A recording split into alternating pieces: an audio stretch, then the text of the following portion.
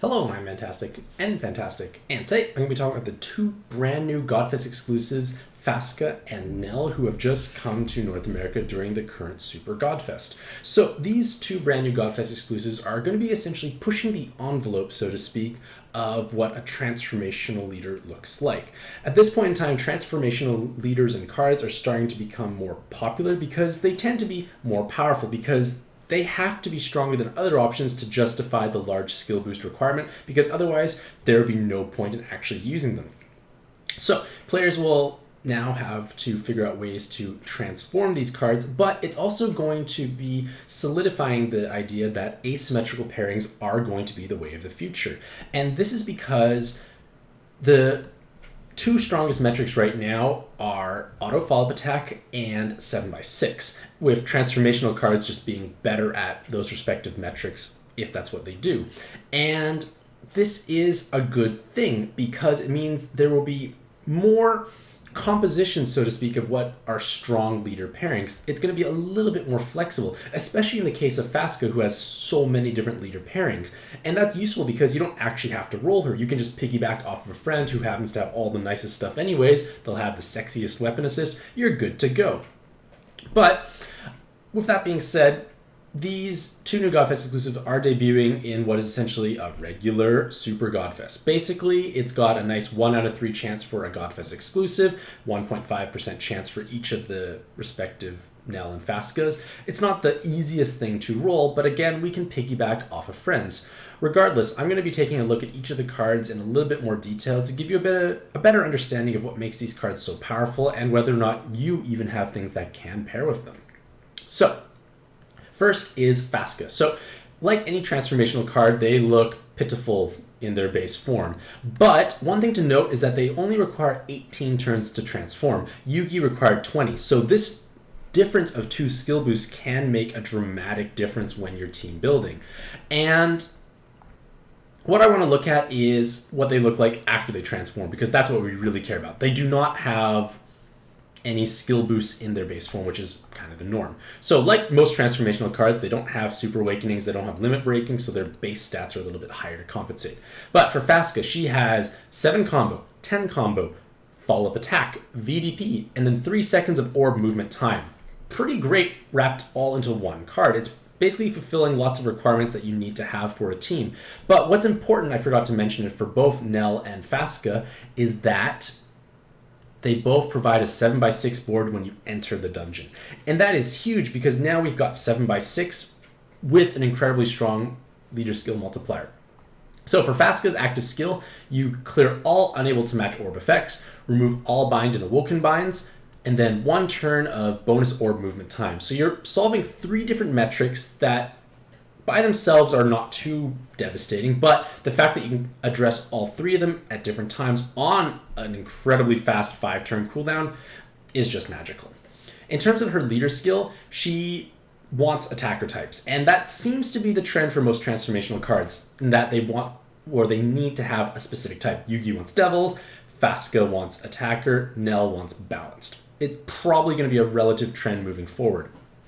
But with dual leaders, because this is how we kind of look at leaders, unfortunately, like it's just the way at least my brain processes them. But it's 16 times attack, 1.5 times health, and then 4 times RCV with 25% damage reduction. Those are solid multipliers, especially considering it's actually a 7x6 leader, and usually 7x6 leaders have gimped stats or leader skills, so to speak. So I've kind of summarized most of their key points, but what I want to highlight is that they have tremendous flexibility when it comes to leadership pairings. So Fasca still requires 18 skill boosts to transform. That is your first and foremost priority. You find either enough skill boosts naturally or haste and delays accordingly in order to transform. But once you transform, your leader skill only cares about 8 or more combos. And it's these 8 or more combos that gives her great flexibility because she's not as locked into a certain archetype. You can use Fasca with a wide variety of leaders. Basically, anyone who can actually is an attacker and also has at least some, like, can incorporate her into their leader skill. And to name several leaders that I've come up with quickly on the spot, I know that Dark Karen will work, Yugi, if you utilize enough Bakuras to justify Yugi's loss of damage. You can use Haomaru for 7x6 auto follow attack. I love ads on my website.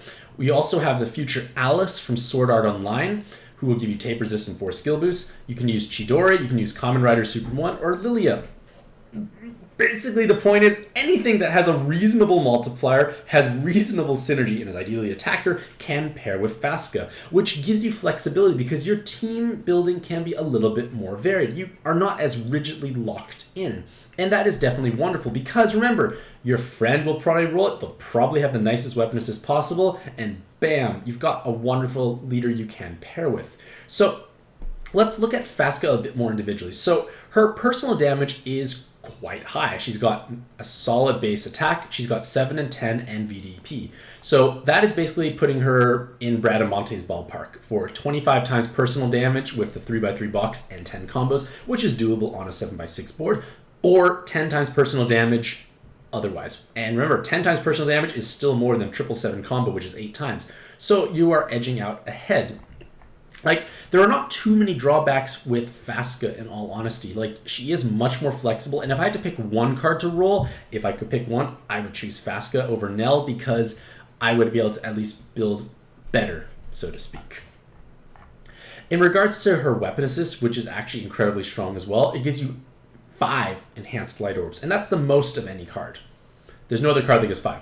There's one that gives 4, but this is a large amount of passive damage. And the idea with passive damage or layering passive damage into a team is that once you cover the resist, you need to supplement your damage output in whatever way possible. And Orb Enhances tends to be the cleanest way to do that.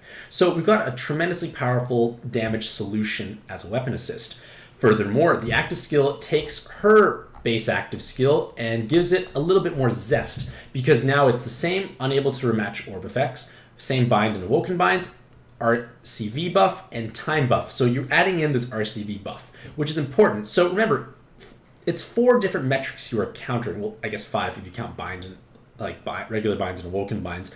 But each one individually is not super strong. But the fact that all 4 are wrapped into a single active skill is powerful because it saves many slots in team building, because now you don't have to dedicate numerous inherits to like, oh, I must counter unable to match orb effects, or I must have RCV buffing or time buffing, like so on and so forth. It's solving quite a few problems all in one go. And the only real drawback I see to this weapon assist is that you probably won't have duplicates of Fasca, so it's going to be much harder to actually justify converting to this form.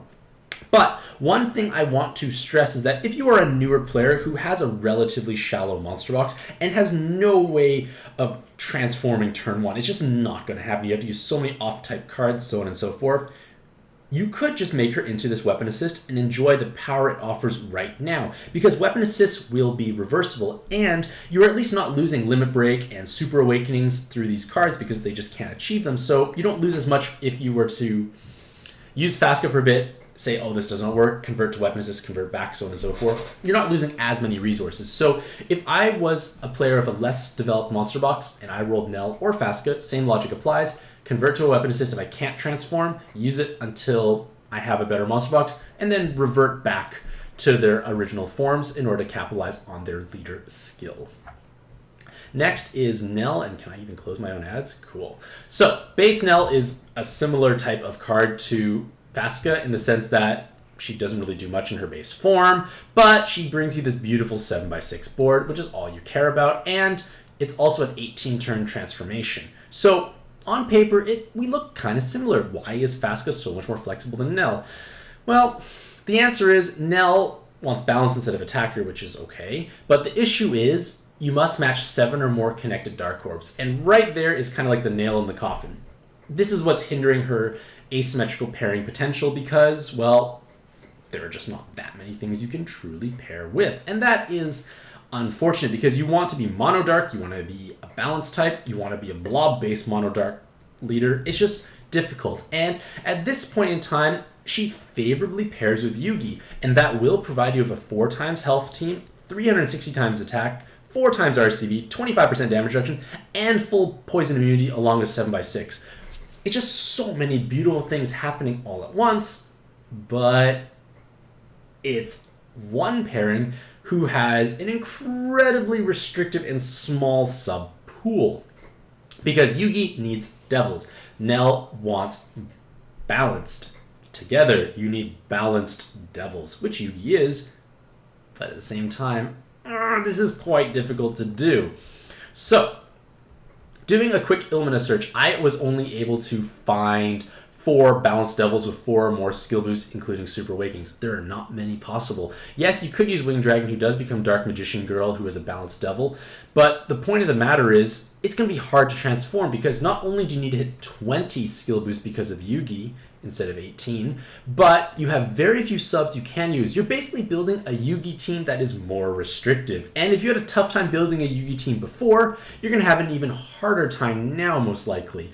But the thing is, if you can field a team of balanced devils, you have an incredibly strong leader skill. You've got basically the best metrics in every category, like the best numbers in every category. Like, it's hard to really compete. You have poison immunity, 7x6, auto follow-up attack damage, gargantuan damage output, and massive RCB and health. But at the same time, depending on the subs you use, you may not even have that much damage, because you may not even have, well, not much damage without a VDP, I should say, because you may not have many 7 combo or any 7 combo subs, so a single row may not be enough damage to sweep all content. You might have to wait out for that VDP, which could be a little bit more irritating overall. So basically, Nelle is paired with Yugi because, again, the larger board is better than Yugi. A 7x6 is so much better than 6x5. And the multipliers are basically the same. You lose a tiny bit of an attack multiplier.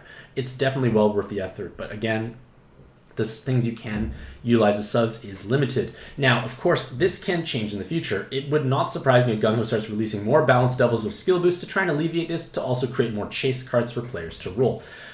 At this point in time, it's hard to do, but that may not be the case in 3-4 months down the road.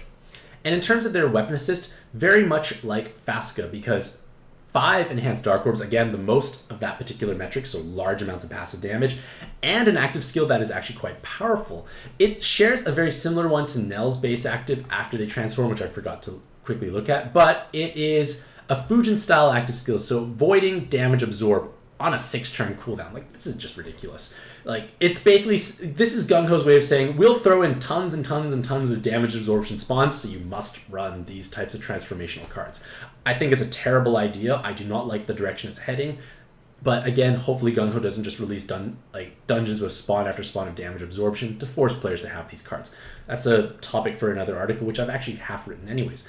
But the point of the matter is the weapon assist features a very similar amount of utility, except it's now 2 turns of bypassing damage absorbed, and it still creates the column of dark and column of hard orbs. Now, with auto follow attack, the hard orbs are kind of redundant, but hey, it's a way to heal and deal damage. And remember, Nelle's active is on a 6-turn cooldown, so you get 6 dark, 6 hearts. It's a powerful orb changer. Even if you ignore the damage absorption effect, it is still a strong orb changer. And that orb changer is still present through their weapon assist. Of course, the same drawbacks of Fasca reside with Nelle's weapon, in that if you have one, it might be harder to justify swapping unless you have no way to build a team for it, which might be the case for more players. So what you may want to do is essentially just switch to the weapon assist, and then one day when you have tons of strong subs or better asymmetrical pairing options available, you reconvert back into their base form so they can transform once again. Either way, it's an incredibly strong weapon assist, and for players that are fortunate and roll multiple copies of Fasca or Nelle, you definitely want to keep one in weapon because there's no point in having 2 of the transformational card.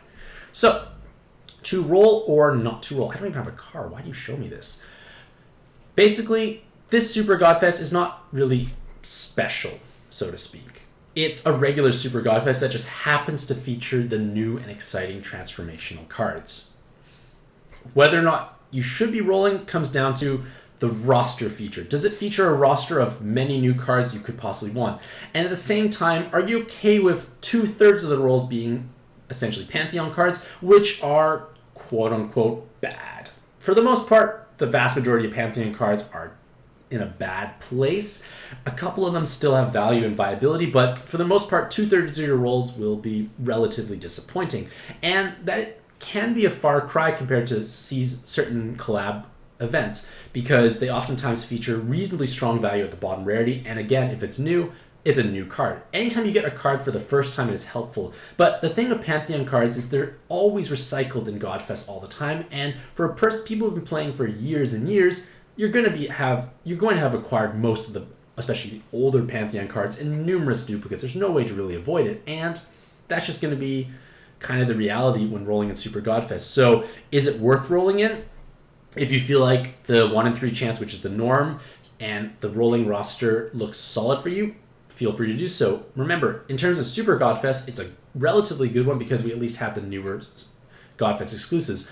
But at the same time, because they are Godfest exclusives, we know they will be returning on a regular basis. There is no rush to try and acquire these cards. They will be here forever, so to speak. So again, the decision of whether or not to roll just really comes down to that personal preference. So, in conclusion, Nelle and Fasca are two tremendously powerful transformational leaders. They bring natural 7x6 board, but they can have some hurdles for team building. Obviously, you want to achieve the skill boost, but for Fasca, you want attackers. For Nelle, you want to use balanced. And again, how well you can do this is usually dependent on how deep your monster box is. So for myself, I'm not a huge fan of transforming. I don't like how it just kind of says, oh, let's pump out super strong cards and just say have enough skill boost to do it. I don't like how it just makes the jump so much higher compared to other leaders, but that's just the way it is. Either way, let me know what you think about these two new cards in the comments below and whether or not you actually plan on rolling. Hopefully you all have a Mantastic day. I wish you all the best luck in your own pad adventures, and happy puzzling.